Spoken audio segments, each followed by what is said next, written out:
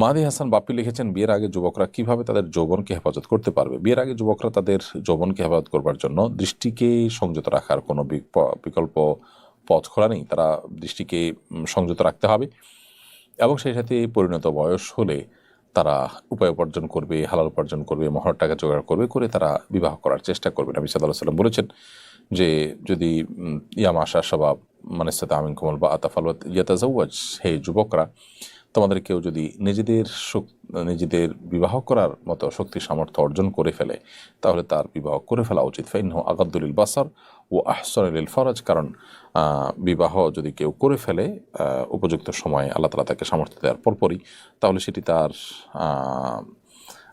দৃষ্টিকে সংরক্ষণ করবে অন্যায় থেকে, হারাম এবং অপাত্রে দৃষ্টিপাত করা থেকে, সেই সাথে তাকে তার ইজ্জতকে, সম্ভ্রমকে, লজ্জাস্থানকে হেফাজত করতে সহায়ক ভূমিকা পালন করবে।